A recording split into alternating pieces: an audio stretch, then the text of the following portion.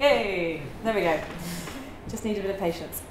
We're based down at the Pervasive Media Studio in Bristol, but we actually mostly create work all over the world. So this year we've been creating projects out in India, in the States, in Japan, in France, and in Germany. We specialise, as I said initially, in this interest in fusing movement and technology together. And we create a huge range of work, which ranges from huge-scale interactive installations to which will bring in audiences of 10,000 people. Big interactive spectacles that bring in audiences of 10,000 people, to interactive installations which are designed for kind of like high numbers of footfall over the course of a day, to mad new touring shows, which kind of challenge our relationships with movement. We have a reputation for reaching very large audiences, and that's one of the ways I think about accessibility. We kind of think about accessibility in three ways. We're trying to foster apart people's relationships with movement, which means that we're often looking at ways that re-empower people with their relationship with their bodies and their own sense of movement. So we're often looking for things that respond to our instinctive idea of how to engage with them. And we're also looking at how that then evolves our movement vocabularies that we see both on stage and around us all the time. We're currently very divorced from our bodies, so if you start to tackle that, you start to create something quite extraordinary, kind of like an evolution of kind of physical languages.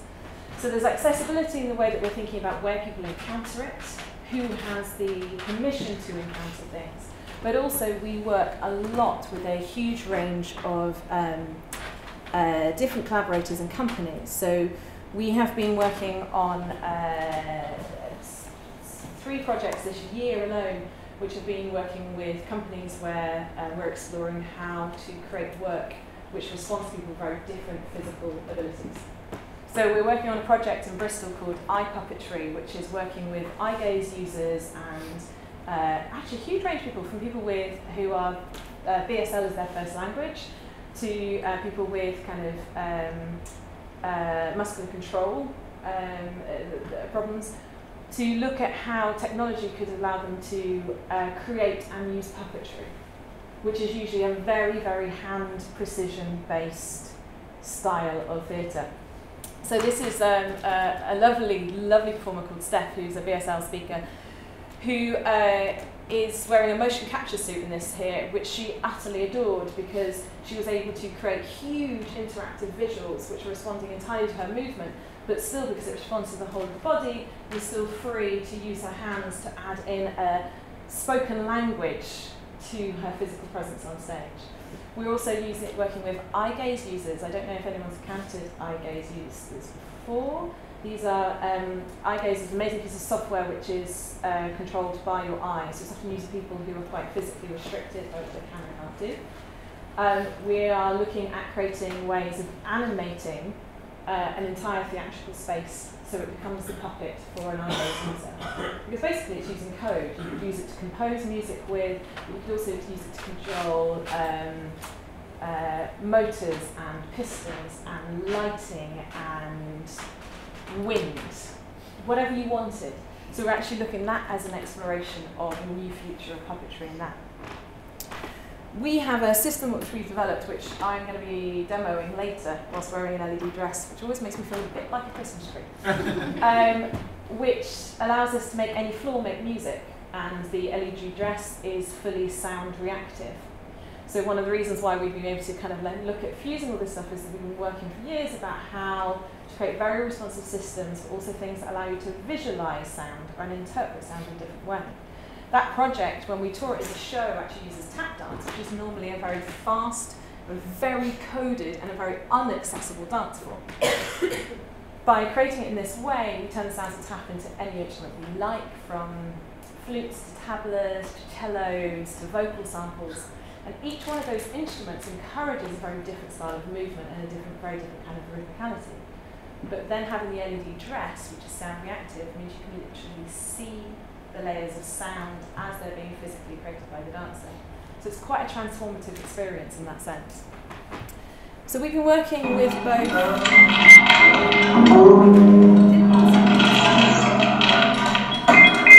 found me so quickly. You were very... Can I just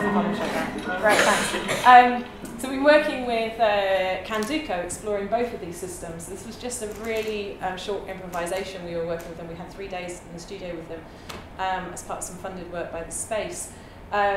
So we've got one dancer there wearing the motion capture suit, and another dancer through their movement in space is actually generating all the sounds. So Joel there, who is a wheelchair user, all his movements in the chair are creating vibrations on the floor, which we're using to create all the sounds that you could hear in the background there.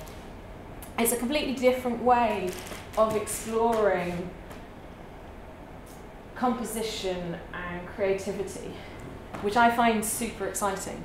And we've been working with this, the team behind this motion capture suit out in Japan again in the last couple of weeks, working with dancers from South Korea and China and Japan to explore creating a whole new bank of visuals.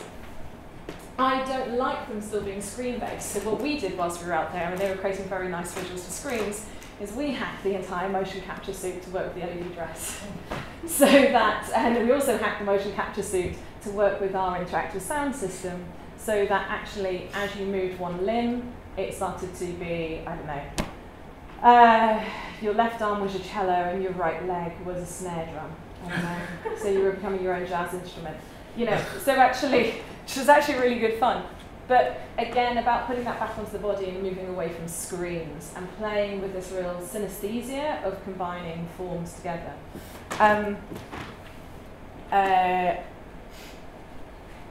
This is a project that's just about to launch in Oxford, which is a completely different form of accessibility.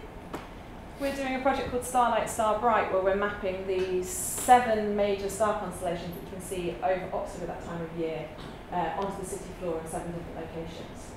So each star in the constellation is going to be represented by a step-activated light. You have to find them, but you can only turn on so many lights on your own. So you end up having to collectively work together to turn on the whole star constellation. When you do, you get lit up by a huge beam of light.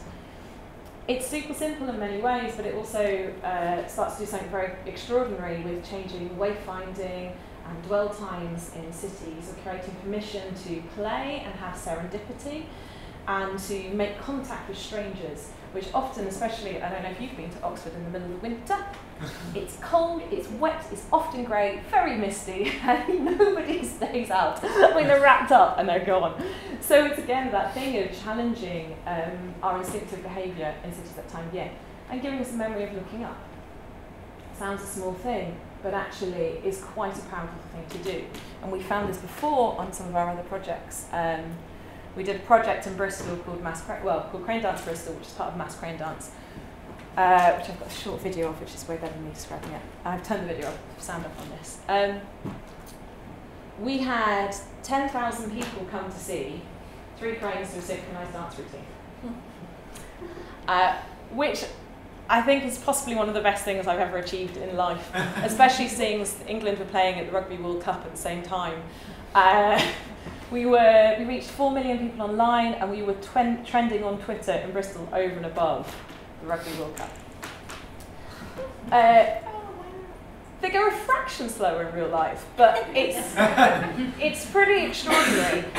We had live music playing, we had 10,000 people came to see it, we had boats coming up through the harbour, but we were taking an element of the city skyline that everyone thought was dead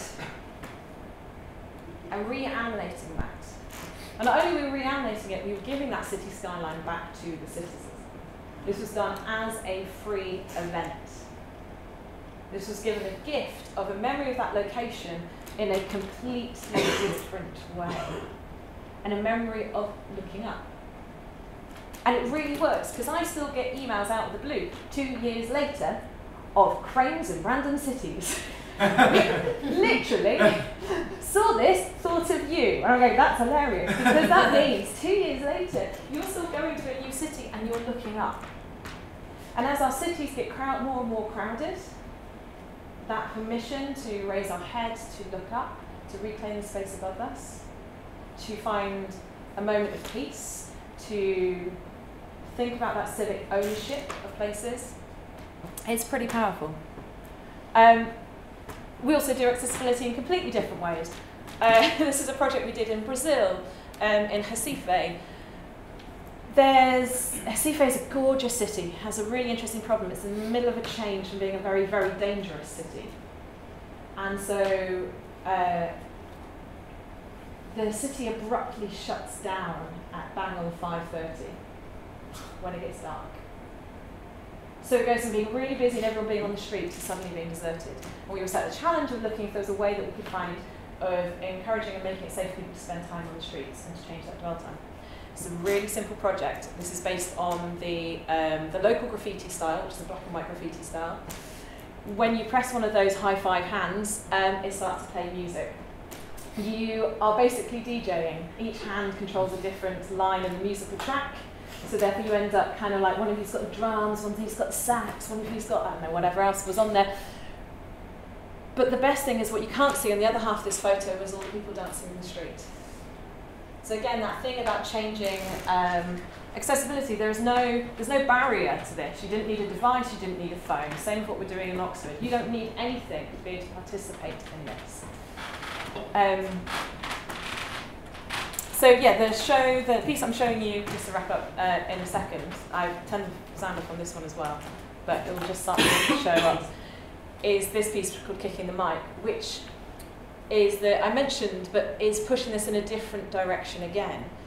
We are both going to be touring this across music festivals, wearable tech festivals. It's going into conferences about explaining and the hybrids of fusing art and technology together. So again, about accessibility, bringing new audiences into dance forms or art forms that we are often quite high barrier. We're also about to hack all this tech. So as I said, we've hacked it so it works with a motion capture suit. We've hacked it and played with it with the eye puppetry.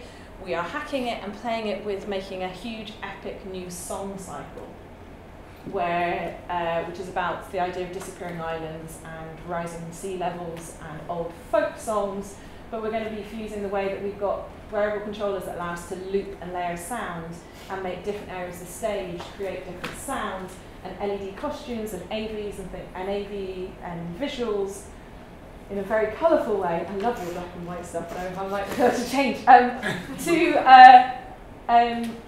create a whole new way of exploring sounds and voices and narrative storytelling. So that's kind of what we do in a miniature nutshell and very fastly spoken. And if you want to get hold of us, that was going to be if you want to get hold of us, there's the final slide. Ta-da! Great, thank you. Thanks, Laura. Wicked. Hi. So moving swiftly on.